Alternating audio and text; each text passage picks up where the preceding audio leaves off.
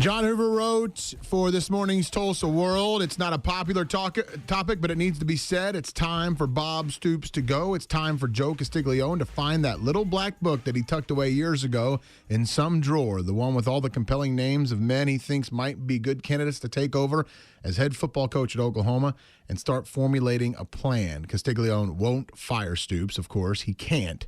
How can you fire a man who has done so much for a university, et cetera, et cetera? You can't. Boy, that black book's got some dust on it too, doesn't it? John Hoover with us now on Little Caesars Hot and Ready hotline. Hey, let me just first say I was wrong. I was way wrong. Wrong on what?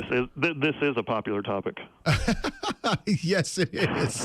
It is very much a popular topic. Can you tell me the point? Was there a tipping point for you? Like, was there a tangible moment maybe in last night's game, or was there a moment before the game where you were just like, you know, this sort of idea, the idea of Bob Stoops leaving is coming. Like, this is coming. Did you feel it last night at all? Was there a moment?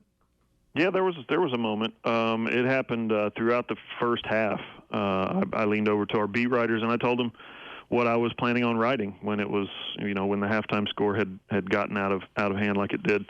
But this has been something that let me just say on the record that as the Oklahoma State loss in 2011 and the Texas A&M loss in 2012, and going back to 2010 when they were the consensus number one ranked team in the country, and no, I guess that was 2011, and they stumbled through the finish line, but they were number one in the BCS in 2010. When the BCS rankings first came out in 2010, OU was number one, and the first thing they did right out of the box was lose at Missouri to a very middling Missouri team that wasn't really that good.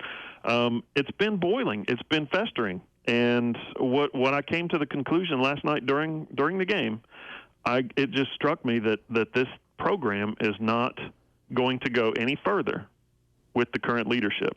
Now, let's go ahead and you read a little bit from the column.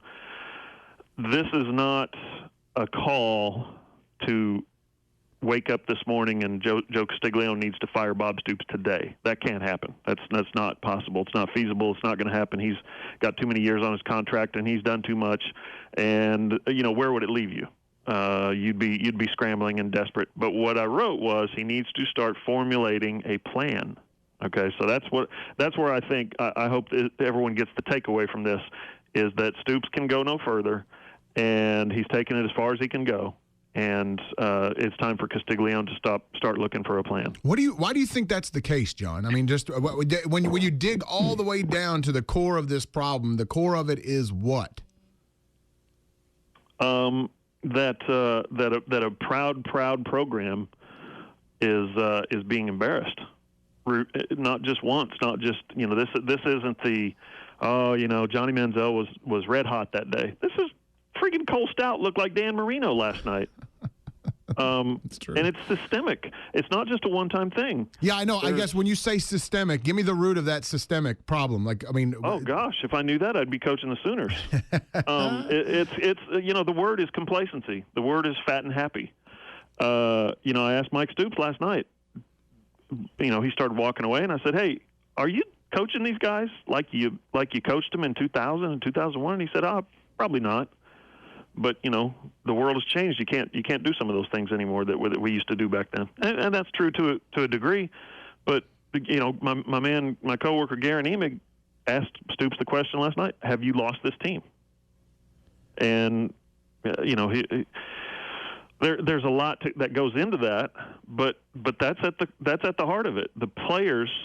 And does a coach get stale automatically when he's somewhere for 16 years? I don't know. Let's ask Bill Snyder. Well, Bob Stoops is not exactly Bill Snyder. They do things a different way. But I think that's it. I think there's a stale factor where the players tune you out, the fans have turned on you, and it's just you're not going to win another national championship. You're not going to win one in 2015. You think you're going to be able to compile a roster that's going to do it in 2016, 2017? You're going to be around in 2018 when your contract is a year away from being expired? Correct me if I'm wrong, John. You're right, he's no Bill Snyder, but he has compared himself a lot to Steve Spurrier, and Spurrier's a guy that's always said you can overstay your welcome, correct? Absolutely right. Spurrier, and he, that's kind of the thing with Stoops. You say, you're a Bill Snyder guy, and he'll cut you off and say, no, I'm more of a Steve Spurrier guy. He's very proud of that. But, again, he's his own man. Just because Spurrier does something or tells him to do something. I think he learned a great lesson from Spurrier's foray into the NFL, where he came back to college and said, Bobby, that ain't for you, and it ain't for me. And the NFL, they'll stab you in the face just as soon as look at you. And when Stoops, started hearing, because he was flirting with the 49ers, he was flirting with the Browns, and at the time, several times, both teams. When all that shook out, it became obvious that he was clinging to Spurrier's lesson. Hey, I am not going to the NFL. And his good friend Nick Saban. We don't, go back that far with the Saban thing, but the fact is, Saban and his family were close to Bob Stoops and his family years and years and years ago. So they've been tight long before they played in the Sugar Bowl last year, and were reunited, and that story came up. So Saban's attempt at becoming an NFL coach rings very true with Stoops as well. I'm not doing that. So there's a stale factor, and he is his own man, but at the same time, he's smart enough to know, I think, the state of the program right now, and the state, not just the state of the program, but the state of his, rising star. His star's not rising right now. You think the Chicago Bears or the 49ers are going to come calling for him this year? Yeah, probably not. I'm going to say no to that. John Hoover with us from the Tulsa World. All right, let me take the departing players, the ones who have used up their eligibility out of this. Okay, so we'll take the seniors out of this equation, but I'll give to you everyone else, players and coaches. When I tell you this was the last start/game for blank. Oh man, the first name that comes to mind. I mean, there might be a couple, but the first name that comes to mind is Trevor Knight. Who's second? I don't know. I couldn't predict it. But we are all in on like Eric Stryker's going to the pros. Well, I mean, I'm throwing coaches in there too. I mean, my mind kind of goes to. I mean, you have said that I mean, and you're right. Bob Stoops isn't going anywhere right now, at least not unless it's of his own volition. But. And I've talked about that before as well. His dad was 54 when he died on the sidelines of a heart attack during a game. Bob Stoops is now 54. Those things resonate with him. Yeah, oh yeah, I would imagine. But I didn't know if maybe you thought or even heard or that maybe there's somebody else whose last game. Maybe you're predicting that somebody else's last game has already occurred. Whether it be coaching wise and or Trevor Knight, which is, I think everybody's in agreement with that one for sure. Well, yeah, and the thing with Trevor Knight is his competition is a former walk-on at Texas Tech who played pretty well for half the season, got benched, and was not granted a scholarship. That's his competition. So Trevor Knight may very well be the quarterback next year at the beginning of the season and all the way through. I know. Coaching-wise, I would think that it's been kicked around that Mike Stoops might resign just to save his brother the embarrassment. I don't think so. He's making $850,000 a year. You don't get that kind of money resigning and taking another job after a performance like he's had. It's been kicked around that Stoops might try to call in a few favors and get Josh Heupel a coordinator position or maybe a head coach position at a lower program. Something like that, but I think there will be changes on the staff. I think a guy like Tim Kish, who's not had a lot of recruiting success. You look at the troublesome areas on the team, the development of the players. Jay Norvell is a guy that comes to mind because whereas I personally myself, John Hoover, firmly believe in Jay Norvell's coaching abilities and recruiting abilities. I mean, he's my favorite guy on the team. I'll just say it like that, on the staff.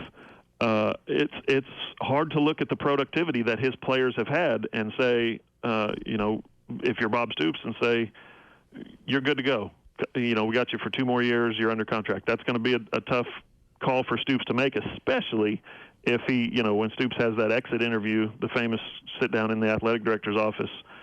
And Bob, how do you think you guys did this year? How do you think your offensive line coach did? How do you think your defensive coordinator did? Well, that's a big question mark. But how do you think your wide receivers coach did? That's going to be a hard one for him to answer.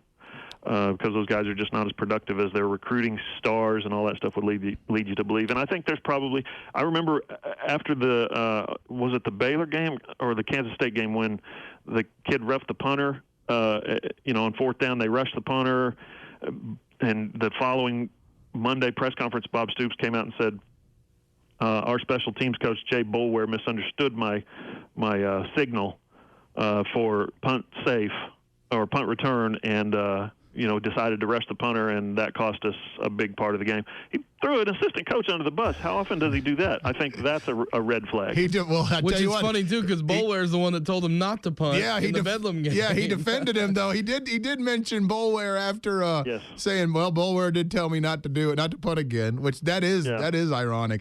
Let me read one of the guys on Twitter that's listening right now. Mario tweets, so is John Hoover saying Bob Stoops is the common day Mac Brown? Is that what I'm getting? That's where it's going. He needs to be given, accorded the honors of a loyal soldier, and given full honors, and given a cushy job in the athletic department and the fundraising where he can go out and speak to fans. And listen, let me tell you something. People think that I don't like Bob Stoops. I do like him. I actually do like him. I think he's got a very charming. Okay, wait. Let me back up. When he's not on camera at an OU press conference defending his program, I think he has a very charming personality. He's a funny guy. He's very loyal to his friends, and he's very accommodating to people that he doesn't know. Very kind and accommodating. So you take that persona of the person that he really is. I mean, if you talk to the people around him, there's not a better person on the planet, and I'm talking about the people that are really close to him. He's just a super guy. So you take that persona of being the surly, defensive-minded, don't you ask questions about my program, you take that out of him, and you put him on the speaking circuit, and you get him out pressing flesh and shaking hands, and you give him whatever, his contract is to be the head football coach. You give him whatever money, he can command for doing basically what Mac Brown does. He gets to go on TV, and he gets to talk about how great the Sooners are, and you give him a lifetime job. But you basically kick him upstairs. I agree with if people could see Bob Stoops before he steps behind the podium at those press luncheons, right? When he's just walking around talking to people, absolutely completely different guy than what you see behind the podium when the light comes on. I've had many conversations, just relaxed, informal, just two guys shooting the bull before the cameras come on and he's standing up there. Give me guy in sports who you've covered who is more different off the record than he is on than Bob Stoops. Oh gosh, first of all, Bob Stoops doesn't go off the record. That's a fact. He will not tell you, hey, Bo Pelini's, going to get in trouble, or he's going to get fired. Don't say it. You didn't hear that from me. So I guess I need to change it. That'll never happen. I guess I need to change it. Who is more different, if anyone, off the podium than on? I think Bob Stoops might be the one. Yeah, maybe. I'll just stick with our state right here. Mike Gundy's like that. Mike Gundy's a jokester and look at him dancing in the locker room for his team. He's a totally different guy when the cameras are off. So maybe Mike Gundy. Go ahead, Todd. John, I just want to ask you. You said that right now is not the time, and I agree with you. Joe Castiglione can't say, Bob Stoops, you're fired. What would it take to get to that point, in your opinion? Oh, I don't think that point will actually happen. I think what's going to happen is, Joe's going to, like I said, he's going to put together a plan. He's going to get his list, and he's going to make his contacts and say, would you be interested in this? Please don't tell anybody. Would you be interested in taking over, finishing up for Bob Stoops, taking over for what he did here, following the legend, so to speak. And it'll be a long, drawn-out negotiation between Bob and his athletic director and his president and his agent, Neil Cornish. Because Cornish is in it for the stacks. And he's not. They're not going to give up. They're not just going to say, yes, you're right, I can't coach anymore. So it's going to be a long kind of process, but I'm talking over the course of 3-4 years. Well, let me change one thing then. Let me do a hypothetical. Everything stays the same about this year. The only thing that was different was last year they lost in the Sugar Bowl. What would today be like? Would it be any different?